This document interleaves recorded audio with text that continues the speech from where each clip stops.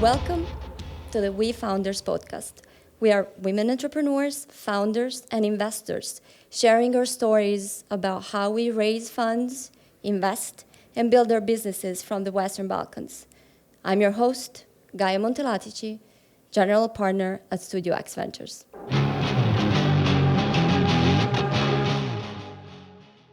Hello, everybody. As you know, I'm your host for the We Founders podcast that we actually kick off today.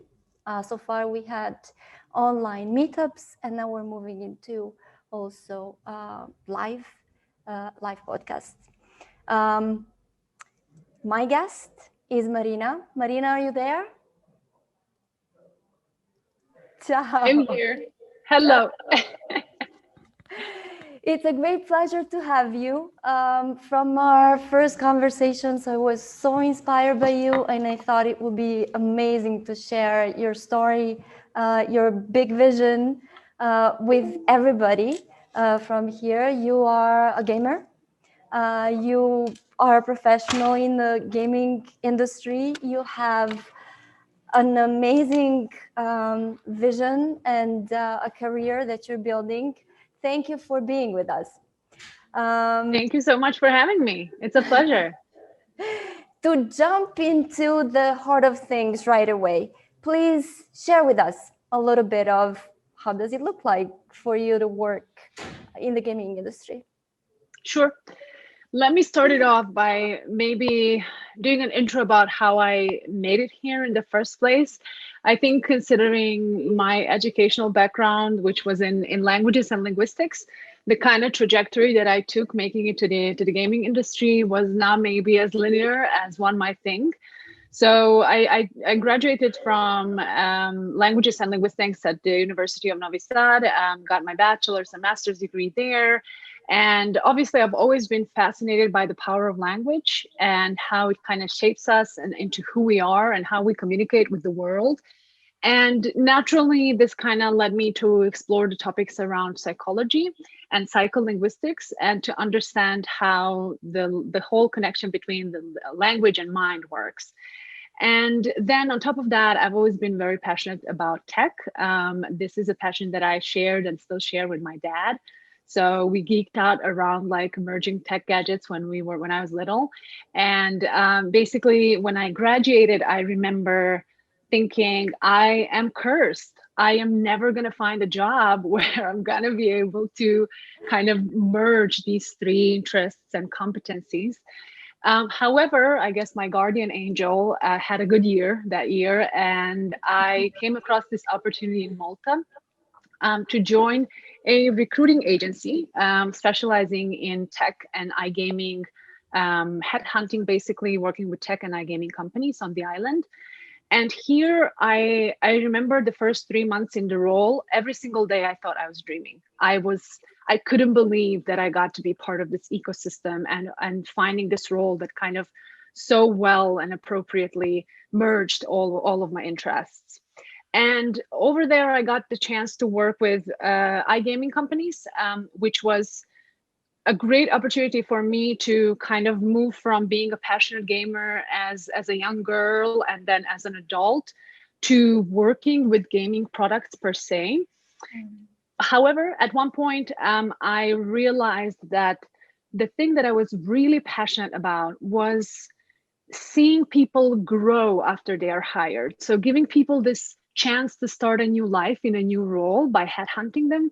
And then actually I was losing touch with how they were contributing to the company's success because I was an external recruiter. So I knew my next step had to be moving into an internal position.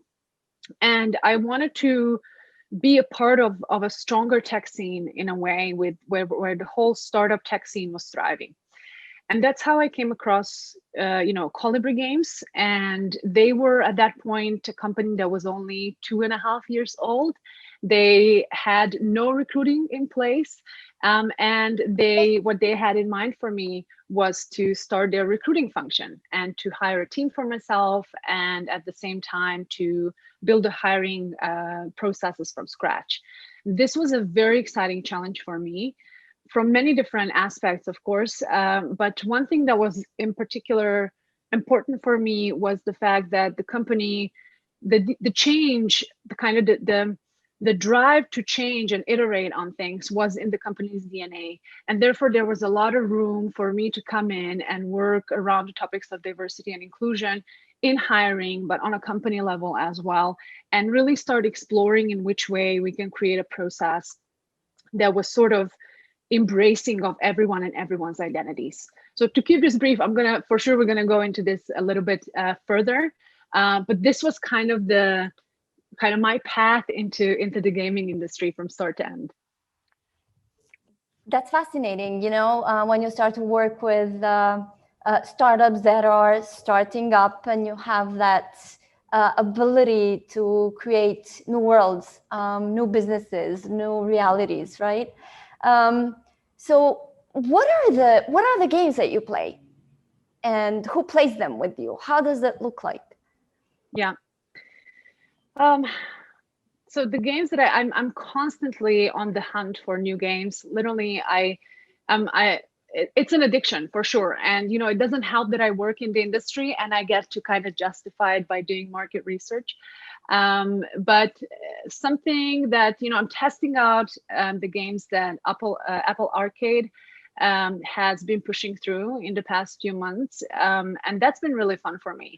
But one thing that I definitely want to mention is the game that I keep kind of going back to, and that is the whole The Sims collection. And the reason why I am doing this is because The Sims, very early on, like years, a decade back, when I started playing it with The Sims 2, it was this game for me that allowed me for the very first time in gaming to see a fairer representation. And what I mean by that is that you could be in the game whoever you wanted to be. And the fact that this game is a game that simulates kind of real life and building out a real life with real relationships, connections, and so on, as we humans do, I think it really allowed me and many other people I learned afterwards when I became part of the Sims community, so to say, how people for the very first time felt like their stories were being told in a game.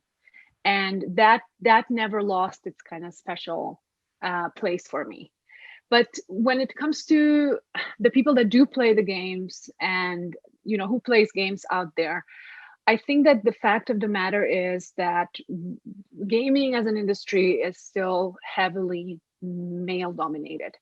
So when we talk about who plays the games, I think it's necessary to talk about also who makes the games, because there's a very there's an unbreakable relationship between how the demand dictates the content that's being produced, and therefore we are experiencing in games, if you look at the games that are being created, is sort of a discrepancy between now the market that's going towards, for instance, women becoming a very dominant group as gamers. So we're now talking about around 45% of women represented in the kind of gaming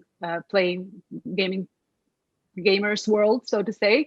And on the other hand, we are seeing from that's from the consumer perspective, and from the production perspective, we see women in the industry still being represented at around less than 1/3 of the gaming professionals. And this is without kind of going further into women who might be women of color, who might be queer women or trans women. So that's even worse than when we start kind of going downwards when it comes to that. So I think it's really interesting to see kind of where the market is heading in terms of consumerism and the games that are being played right now, but also at the same time, the games that the new audiences, the rising diversity audiences, the games that they are requiring companies to make because they want to see themselves represented in the games that they are playing.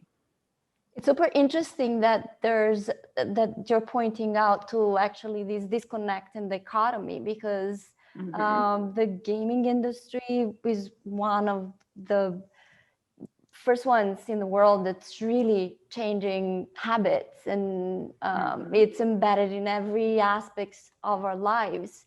And we always have the perception that it actually needs to be deeply connected with the trends from the market and the market audiences to be keeping being, you know, a leading industry and selling, right? So what you know, you live in Berlin, and Berlin definitely is a very diverse environment. It's very upbeat, right? A lot of innovations come from there, new lifestyles, and so on and so forth. So how do the community in Berlin sees this dichotomy you're talking about? Do they actually pay attention to it? You know, what do you think? Yeah, it's a really interesting thing to talk about, because, like you said, Berlin is a very interesting city. It's a city that was built and then rebuilt, and you have this like weird mixture of old and new, and this whole rebuilding of Berlin required sort of rebuilding the cultural norms. And I am super happy to see, at least from my perspective, that the new foundation that these new cultural norms were built on was actually heavily founded by diversity norms themselves that were integrated into this kind of rebuilding. And by that, I don't mean the obvious facets of diversity, like race and gender and sexual orientation, nationality, and so on. But I really truly mean diversity of thought, and that diversity, so to say, of self-expression. People just being comfortable in their skin, being comfortable being openly who they are. And what this meant and what it means for the gaming community, I believe, is that people are very open to trying out new things, to testing out the unknown, and that is something that I feel like is inherently part of us as gamers, uncovering what's behind the next level, what's behind the boss of a level, kind of a thing. And this really, I believe, unlocked the city's potential when it comes to embracing diversity in its most basic form. On the other hand, it does sound a bit kind of like, pink, so to say, that we don't really that we've reached equity and equality when it comes to gaming and how talent is distributed, and that is absolutely not the case. Even Berlin, and expanding it to Germany as a first world country, is still struggling when it comes to now to kind of focus on the binary when it comes to women in the industry being represented. Even though there are many initiatives coming out, even though there are universities who are really working hard on pitching themselves to the female audience, and still we have to have these conversations. In 2021, we still sometimes have to pitch why it's important to improve these numbers. So I feel like there's a strong drive to continue moving forward, continue driving the change forward. It's slow, but it's moving. And for that reason, I must say I'm happy that I'm in Berlin when I decided to fight this fight, kind of a thing, because I really do believe that we have the chance to change the industry for the better. Absolutely. As you say, we're never there, right? It's all in the journey, it's all in the making, and as long as we go deeper into what we want to achieve and uncover every day actually the beauty of the diversity and how that contributes to sustainable businesses and lives, it's going to take us to better places on a daily basis. So digging a little bit deeper now into the relationship between your values, diversity, where you live, and where you work, how does a value-driven career actually contributes to business goals? Mm-hmm. So one of the things for me that was important when I decided to join Colibri Games was that my personal values, as well as professional values, of course, were corresponding with the way that the company was kind of talking about and living through their values. And for me, as you know, an HR person, this is, you know, not going to be a surprise for anyone. It's a cliche. It was about people, and it was about how the company was perceiving the people function and the people topics to be of relevance, more relevance or less relevance for the success of the company. And I think I was quite lucky to be able to talk with the CEO in like my second step of the hiring process. Our former CEO Daniel, who back then really transferred this incredible passion for doing what's right by the people. And what I mean by that is not only when it comes to the employees, but for example, we strive, we say our mission is to become the most player-centric company in the world, which means that we essentially try to do what's right by the players, and we try to kind of serve our players. And the company, which is fascinating, you know, founded by a group of 5 young guys straight out of university, you know, working in a student flat during their studies, recognized from day one, we need to put the people at the center of every, from a consumer client perspective, but also internally too. And I've seen this value kind of being lived through the way that the founders themselves and the entire company, therefore following them as role models, was actually finding value in us as people feeling empowered and enthusiastic about serving the players and creating great things for the players in order to continue, you know, building on this mission of really being people-centric. And that is one thing that, you know, I believe companies can never fail with if they have this approach towards understanding what is their value proposition as a business and what are the values they want to exude, what are the values they want their people to see, and are they living through these values? I think this is one really important thing to say, because you know, I check companies' career pages for a living, almost looking at competitors. And I cannot tell you how often I see companies listing values, because it's a cool thing to do, because even before you have a product, you have a value already. And there is so little insight into how these values are being lived through the business. And if the leadership of the company, the founders of the company are actually really living through these values in a very action-driven way. So I'd say this is one thing that I feel like people, you know, for founders listening and you know, trying to get some value out of values, people care about this a lot, and people will take you up on whatever you say your value is. So if you are going to put something out there and you want to make it your value, then make sure that you can live through that with your own actions and how you lead your business. And it really shows in, you know, the successfulness as well of Colibri, right? It's been acquired by the Ubisoft group, yeah? And correct. How long did it take them for that to happen? And how long have you been working in Colibri Games? Yeah.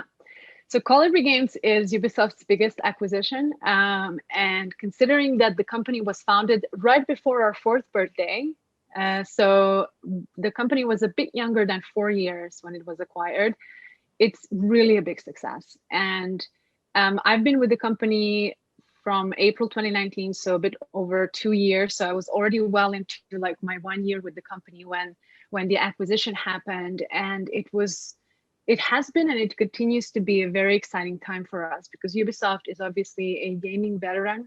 They are a company that has set into place so many standards about how to make great games and how to make games that resonate with people. And even though our focus is, you know, mostly on, or actually exclusively serving the mobile gaming market, we, I believe, are learning so much from obviously the product and business perspective, but I can definitely tell you in terms of hiring and approaching people topics, hiring for diversity, that we are just kind of able to get all this wisdom from the mother company that, you know, have the resources that were not available to us before. So it still continues to be a very exciting time for us. Does your everyday work is different Is it different now from when you started, from when Ubisoft, from the moment when Ubisoft actually acquired Colibri? Did that sort of startup vibe transform? Yeah. So it is different. I am not sure if it's necessarily different because of the acquisition, but so I mentioned that I was hired to build my team and really start the recruiting function from scratch. And I've done that within that first year before we joined Ubisoft. And then I somehow feel like it was really the perfect timing once we've put aside these processes that are the foundation of a hiring function in a company to actually have time to deal with topics that are a little bit more higher level, that are not low hanging fruit, that might not have an immediate business, but that are extremely important, that are there to drive change forward in terms of, for example, diversity and inclusion, and just hiring with that in mind, providing people with a fair process, a great candidate experience, no matter where they come from. And this has changed also in terms of having access to the resources that Ubisoft has been using before with companies. We, for example, rolled out a training on unconscious bias within the business, where we got trained by a Ubisoft partner that actually trains Microsoft employees on D&I, for instance, which we would never in a million years probably be able to kind of get access to as a 130 people startup. And this has really, this was kind of, this started end of last year for us. And we've had already a bunch of these workshops with every single person in the company. We're essentially doing this with everyone who joins the company. So this training that basically focuses on acknowledging how different we are as people and how we can become more aware of the differences between us so that we can get more united, if that makes sense, has been critical in understanding why when we say people are at the core of our business, we don't mean people as a whole. We mean people individually, the way they feel most comfortable in their skin. And we here at work want to create an environment that allows people to be exactly that, right? We don't want to put them into kind of a little silo. We want people to live through their values by connecting with our values. And this is something that I believe, I was very excited when this training was rolled out, because it really changed, I think, the way that we see each other at work. Before I ask you a little bit more about the relationships between Serbia and Germany, the places you've worked in the gaming industry, can you share some of the trends that are emerging right now in the industry? Yeah. So one trend that I am definitely seeing more and more of, that's particularly interesting for me, is the fact that mobile gaming is reaching incredible digits right now in terms of market portions, when it comes to gaming, in terms of obviously financials, in terms of popularity. And due to smartphones being better and better, this has become accessible to a very wide pool of people. And gaming now as a form of recreation, more or less serious, take it as you will, has become available to people who, from underrepresented groups, who historically were not able to afford a console or were not able to go to a gaming club and game from there and pay by the hour. So what this has triggered in return is these people from underrepresented communities actually demanding to see themselves represented in the games that they play. And then in return, the companies have recognized that the tides are changing and that we no longer can afford, if we want to continue innovating in this industry and making money, we can no longer afford to neglect these people that were before so conveniently neglected because their access to gaming was quite limited.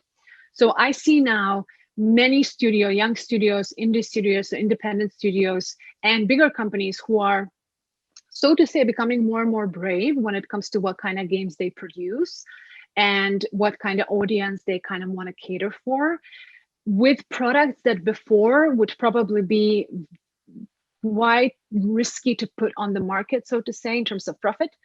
And in return, people continue asking for more. They are now seeing that their voice started to matter.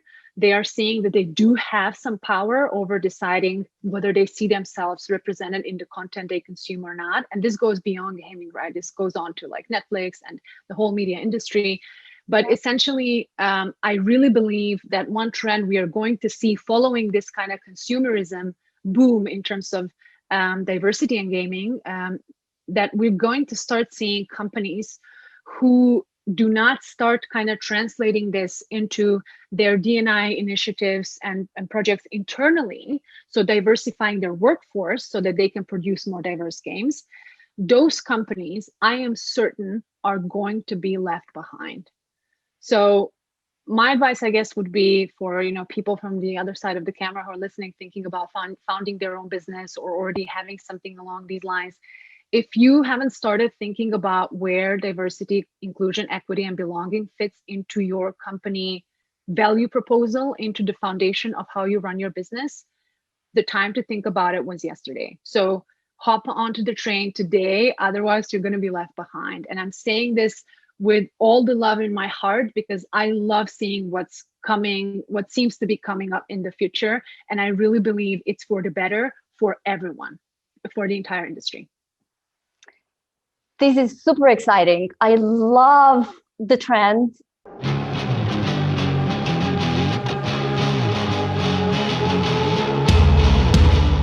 Thank you for following our We Founders podcast. Subscribe to our YouTube channel, listen to our episodes on Podcast.rs and Sounder, and check our websites for updates on wefounders.net.